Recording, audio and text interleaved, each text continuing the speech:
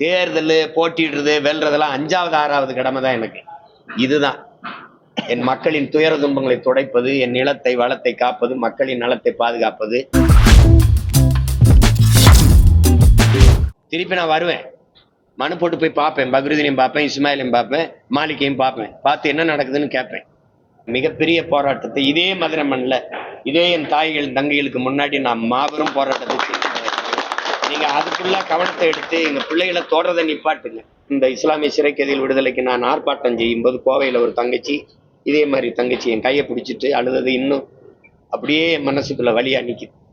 கையை பிடிச்சிட்டு, அண்ணா இவ மகளை பக்கத்துல வச்சுக்குது என் மருமகன். இந்த பிறக்கும்போது உள்ள போனாருன்னா 18 வயசு ஆயிடுச்சு, 18 வயசு ஆயிடுச்சு. அவளுக்கு கல்யாணம் பண்ணி திருமணம் பண்ணி கொடுக்கணும். அதுக்கு அப்பான்னு ஒருத்தர் இருக்கணும் இல்லைன்னா அதுக்காவது அவரை வெளியில கொண்டு வான்னு என் கையை பிடிச்சி அழுதது எனக்கு இன்னும் கேட்குது. கண் பார்வை மங்கி கொண்டிருக்குது பக்ருதீனுக்கு. அவன் பார்வை இருக்கும் போதே அனுப்பி வைப்பா, என்னை பார்க்கட்டும் என் தாய், என்ன இந்த தாய் கேட்கிற பதில் வச்சுக்கிட்டல. இன்னைக்கு நீ மேல இருக்கிற அதிகாரத்தில் இருக்க, நாங்க முச்சந்தில இருந்து கத்திக்கிட்டு இருக்கோம். ஒரு நாள் நாங்க அதிகாரத்துக்கு கூட நீ முச்சந்திக்கு வருவ. இதான் நடந்திருக்கு வரலாறு. தீமையை எப்படி ஒழிப்பீர்கள் நபிகளாரே கேட்டதுக்கு பதில், தீமையை நன்மையை வச்சுதான் ஒழிப்பேன்ட்டு. நாங்க நன்மையின் பக்கம் நிக்கிறோம், சத்தியத்தின் பக்கம் நிக்கிறோம். இந்த தீமைகளை நன்மையை வச்சு ஒழிப்போம். எல்லா சிறைவாசிகளுக்கும் இருக்கிற நடைமுறையா எங்களுக்கு கடைப்பிடிங்க. எங்கள் தாய்மார்கள் எங்க குடும்பத்து பிள்ளைகள் பார்க்க வந்தா மனுக்கு அனுமதிங்க. எங்க அப்பா எல்லாம் பாஷாபாய் 80 வயதுக்கு மேல தொட்டுருச்சு. அப்ப சிறை விடுப்புல வரும்போதெல்லாம் எனக்கு அழைச்சி என்னை தம்பின்னு தான் கூப்பிடுவாங்க. தம்பி, இந்த மாதிரி எனக்கு ரொம்ப உடல் நலிவு விட்டுருச்சு, இனிமே நான் என்ன எதையாவது செய்து என்னை விடுதலை வாங்கி கொடு, நான் பேர பிள்ளைகளோட கடைசி காலத்துல இருந்துட்டு என் உயிரை அல்லாட்ட நான் ஒப்படைச்சிடுறேன் அப்படின்னு அவர் சொல்லி அழுகும் போதெல்லாம் நமக்கு அந்த நேரத்துல ஒரு வலியும் ஒரு பெரிய வரும் பாருங்க. கடைசியா இவங்க சொன்ன இஸ்லாமிய சிறை கைதிகள் விடுதலைன்னு சொன்னதெல்லாம் உலகத்துல இருந்த விடுதலை தான், சிறையில இருந்த விடுதலை. பேச்சுக்கு பேச்சு இஸ்லாமிய மக்களுக்கு நாங்க தான் பாதுகாப்புலாம் எப்படி சிறையிலே 20 வருஷமா வச்சு பத்திரமா பாதுகாக்கிறீங்களா, அந்த பாதுகாப்பாங்கிறத கேள்வி எடுக்கு. எதுக்கு அடிக்கணும்? உயர் பாதுகாப்பு சிறைக்குள்ள அறைக்குள்ள இருக்கிற பிள்ளைகள் அலைபேசியை பயன்படுத்தினாங்க, அதை பயன்படுத்தினாங்க. உனக்கு தெரியாம எப்படி உள்ள போச்சு? அப்ப அந்த குற்றத்துக்கு பொறுப்பேற்க வேண்டியது யாரு? நீயா அவங்களா? பெற்ற தாய் வந்தபோது அந்த முகத்தை காட்டி ஒரு வார்த்தை பேச அனுமதிக்காத சமூகம் என்ன? இது என்ன முற்போக்கு, என்ன சீர்திருத்தம், என்ன மானுட ஆட்சி, இது என்னது? இது அண்ணல் காந்தியடிகளே சிறை என்பது ஒரு மனநல மருத்துவமனை தானே ஒளி, அது கொலைக்களம் அல்லங்கிறதான் அண்ணல் காந்தியடிகளின் கூற்றை. விசாரணைன்னு கூட்டிட்டு போய் அடிச்சு கொல்றது, சிறைக்குள்ள வச்சு அடிச்சு இது பண்றது, இங்க வெளியில தெரியுதா, இங்க தெரியல, அவ்வளவுதான். இந்த அல்லல் பற்று ஆற்றாத அல்லது எங்க தாய்மார்கள் சிந்துற கண்ணீர் ஒரு நாள் இந்த ஆட்சி அதிகாரத்தை அதல பாதாளத்தில் வீழ்த்து முடிக்கும். எல்லாம் அல்லாஹ் இதை கவனிச்சுட்டு தானே இருக்கிறாரு. எல்லாருக்கும் எல்லாம் தெரியுது இல்லது. ஆட்சியாளர் இன்னைக்கு இருக்கிற ஐயா முதல்வர் அவர்கள் தான் பேசினாரு. இன்னும் நான் காணொலி இருக்கு, நான் வேணா ஊடகவியலாளருக்கு அனுப்புறேன். அப்பாவி இஸ்லாமிய சிறை கைதிகளை விடுதலை செய்ய எனக்கு வாக்கு தாருங்கள், எனக்கு அதிகாரம் தாருங்கள் கேட்டது இருக்கு. அப்ப நீங்க வாக்கு கேட்கும் போது நாங்க அப்பாவில் சிறைவாசிகளா இருக்குது, வெற்றி பெற்று வந்த பிறகு நாங்க எப்படி பயங்கரவாதி தீவிரவாதிகளா வரோம்? இதை விட கொடுமை, 3 சிறை கைதிகள் உடல் நலிவுட்டுட்டோம், எங்களுக்கு வயதாயிருச்சு, எங்களுக்கு முன் விடுதலை செய்யுங்கன்னு உச்ச நீதிமன்றத்துல போய் வழக்கு தொடுத்தவன் நீதிமன்றம் சொல்லுது அவர்களே உடல்நிலை காரணங்கிறதே அவர்களை விடுதலை செய்யுங்க அப்படின்னு. அதுக்கு தமிழ்நாடு அரசு, இந்த அரசு பதில் மணி தாக்கல் செய்து உடன் பிறந்தார்களே, இவர்கள் என்ன மனநிலையில் சிறைக்கு சென்றார்களோ அதே மனநிலையில் இன்னும் இருக்கிறார்கள் 25 வருஷம் கழிச்சு சொல்லுது. இவர்களை வெளியில விட்டால் இங்க இருக்கிற இந்து தலைவர்களின் உயிருக்கு ஆபத்து, அதனால் விட முடியாதுன்னு பதில் மனு தாக்கல் பண்ணுது. ஆனால் வெளியில நாங்க தான் இஸ்லாமிய மக்களுக்கு பாதுகாப்பு, சிறுபான்மை மக்களின் காவலர்கள், நாங்க புலம்பிக் கொண்டிருக்கிற காலம் இல்ல, போராடி சாதிக்க வேண்டிய காலத்திற்கு நிக்கிறோம். இதை நீங்க ஜெயராஜையும் பெண்ணிக்ஸையும் விசாரணைன்னு கூட்டி போய் காவல் நிலையத்தில் அடிச்சு கொண்டீங்க. இப்ப திருப்பணத்துல அஜித்தை விசாரணைங்கிற பேர காவல் நிலையத்தை கொண்டு போல எங்கேயோ ஒரு இடத்துல வச்சு அடிச்சு கொண்டு விட்டீங்க. இதே தானே இப்ப தங்கச்சி சொல்றாங்கல்ல, தற்கொலை செஞ்சு செத்து போடான்னு.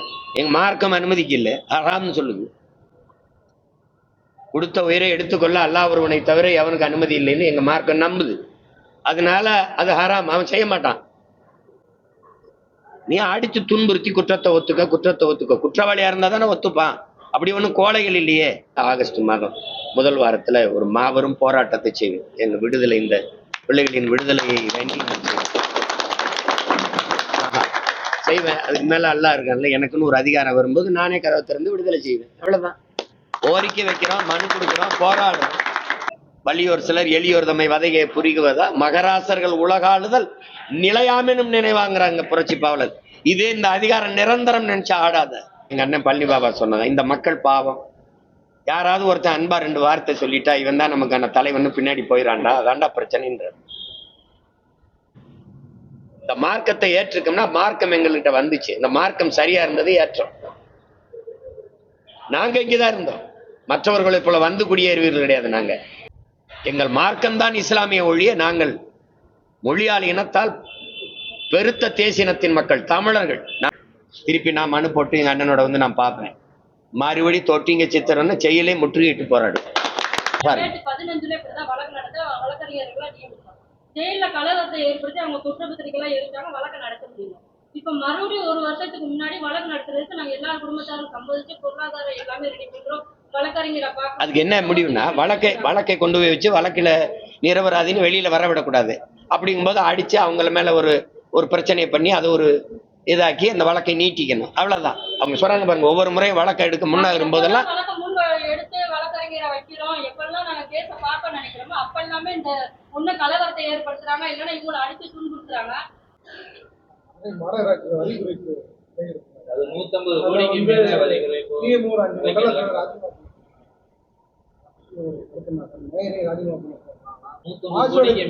வரி குறைப்பு. அது அதிகாரிகளுடைய பாஸ்வேர்டே திருடி இருக்காங்க. இதனால மண்டபத்தில் எல்லாத்தையும் திருடர்களை நீங்க அதிகாரத்துல வச்சா அவர் பாஸ்வேர்டை திருடுறான், பணத்தை திருடுறான்னா நான் என்ன சொல்றது உங்களுக்கு? சொல்லுங்க. நீங்க எல்லாம் தானே கேட்கணும். நீங்க என்கிட்ட கேட்குறீங்களே, 4.5 ஆண்டுகளா என்ன பண்ணிட்டு இருந்தீங்க? மண் காக்காம, மொழி காக்காம, மானம் காக்காம. இப்பதான் மண் காக்க போறீங்கள? இவ்வளவு நாள் என்ன பண்ணிக்கிட்டு இருந்தீங்க? நாங்க தான் மண்ணெல்லாம் அள்ளி வித்துக்கிட்டு இருந்தோம், நாங்க தான் திருடி தின்னுக்கிட்டு இருந்தோம். மலையை கல்குவாரின்னா மலையை எம்சாண்டு நொறுக்கி வித்தோம், ஆத்து மணல் எல்லாம் அள்ளி வித்தோம், நாங்க தான் வித்தோம். மொழியை நாங்க தான் சிதைச்சு அழிச்சோம். எங்க சங்க வைத்து தமிழ் வளர்த்த மாமதுரையில எங்க தமிழ் எழுத்து இருக்குதா? பார்ப்போம். எழுத்து இருக்குது, அது என்ன மொழியில இருக்குது? இங்கிலீஷா தமிழ் எழுதி வச்சிருக்கீங்க. நாட்டின் முதலமைச்சரே சொல்றாரு ரெயின்போவா அப்படி தமிழ்ல ரெயின்போன்னு எழுதுங்கன்ட்டு, வானவில்னு எழுதுங்கன்னு சொல்லல.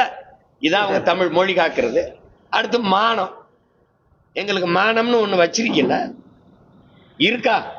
தன்மானத்துக்காக உயிரை விட்ட ஒரு இனத்தின் கூட்டம், சுயமரியாதைக்கு இயக்கம் கண்ட ஒரு இனத்தின் கூட்டத்தை 1000 500 வேட்டி சேலை அரிசி பருப்பு சாராயம் பணத்துக்கு கையந்த பிச்சைக்கார கூட்டமா மானங்கட்ட கூட்டமா மாத்திட்டு இன்னைக்கு வந்து மண் காக்குறேன், மொழி காக்குறேன், மானம் காக்குறேன்.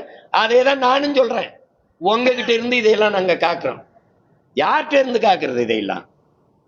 எப்ப வந்து பேசுறீங்க? 6 மாசத்துல தேர்தல், இப்ப வருது அக்கறை. இப்பதான் மொழியே தெரியுது, இப்பதான் மானம் தெரியுது, மண் தெரியுது. ஓரணிகள் திரளணும். எதுக்கு? திரண்டு என்ன செய்ய போறோம்? திரண்டு என்ன செய்ய போறோம்னு சொல்லுது. நீங்க சொன்ன மாதிரி 150 கோடி ஒரு மாநகராட்சி இல்லை. அப்ப நாடங்களும்